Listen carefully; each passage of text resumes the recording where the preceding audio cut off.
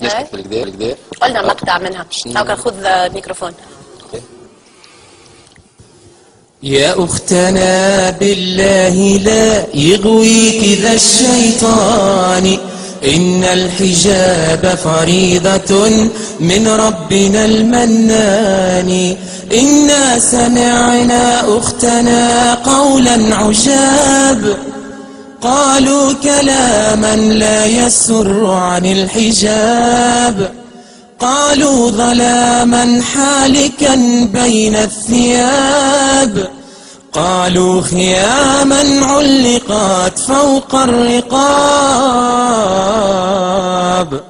نادوا بتحرير الفتاة وألفوا فيه الكتاب، رسموا طريقا للتبرج لا يضيعه الشباب. يا أختنا هذا عواء الحاقدين من الذئاب،